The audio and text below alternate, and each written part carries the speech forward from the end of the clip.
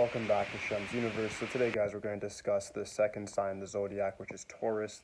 In the eastern side of astrology, this ranges from May 14th or May 15th, depending on the day, to June 14th to June 15th approximately. This is a little bit different than the western side, where we're used to it being from April 21st to May 21st. In the eastern side, it's slightly different, so this may change your concept on what your sun sign is, depending on which ideology you choose to follow. The lucky colors for this Taurus will go for like mostly white and pale blue. Also yellow work very well. Lucky days are Friday, and also the planetary representation still remains the same within Venus. But if you're looking for a lucky gem that you could possibly wear, I'd recommend emerald for Taurus specifically. Lucky numbers are 1 and 6, so any days that go from the 1st, 10th, 19th, 28th, or the 6th, the 15th, the 24th, any of these that add up to 6 or add up to 1 are going to be very, very good for you guys. It also includes January and June as well, being very strong months. You can also include October in there, as that's a Libra season, but it does have a very powerful representation of Venus there.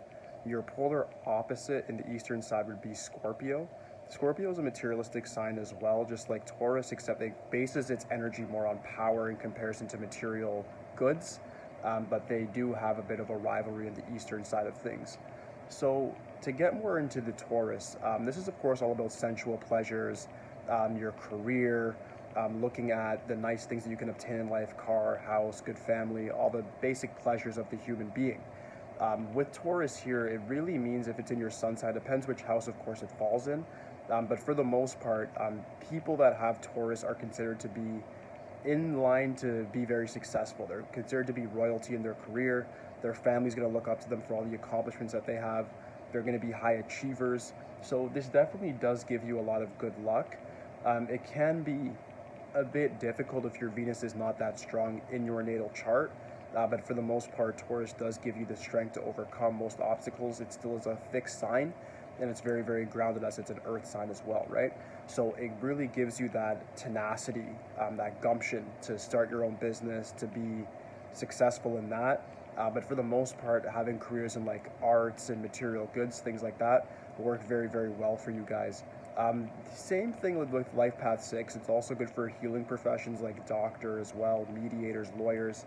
Things like that can also work very well because you're good with the interplay of different people. You can sort of manipulate social dynamics to your advantage. You have a very attractive personality and appearance. So as a result, you guys tend to be able to kind of show people the way you want them to go, and they go that way, if you guys get what I'm saying there. So you can definitely use that to your advantage.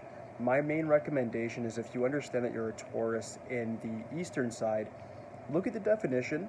Understand that, like I said in the prior video, your lunar sign might mean a little bit more than your sun sign, especially when you look at the eastern side of things, but your sun sign is going to tell you kind of what your life path is, kind of what you're meant to be, where your optimal conditioning is, how it looks to be healthy in your lifetime.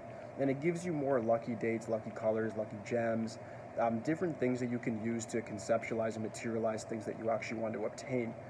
So with Taurus here, my main recommendation ultimately would be to focus your desires on material ends and things that you can actually tangibly like feel, whether that be a certain amount of money, whether that be a certain size home, maybe a certain model vehicle.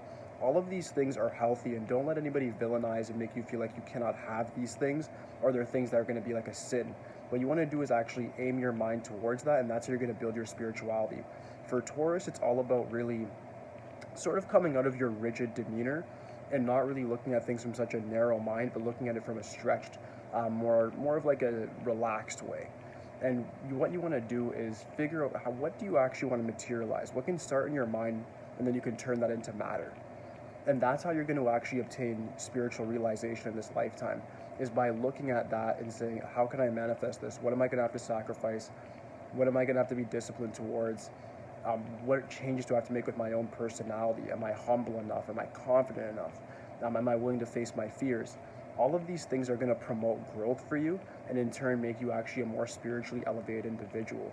So when you look at your numerology, it's important to look at your life path and expression number. I always stress this: your soul number for your passion, your personality number for the aura, for what you naturally attract.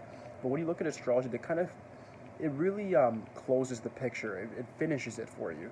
It really connects all the dots, because most likely what your sun sign is going to relate with either your expression number or your life path number in a very weird way.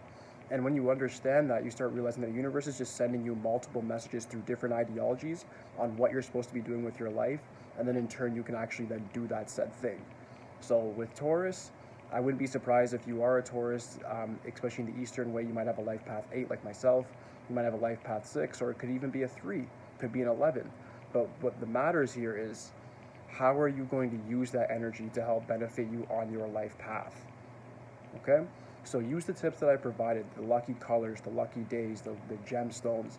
All of these things are going to help you materialize great ends and help you really optimize your resources. If you guys want any more advice on this at all, just please leave some comments for me. But aside from that, that should complete the video. Like, subscribe. Holla, that's it for today, guys. Peace.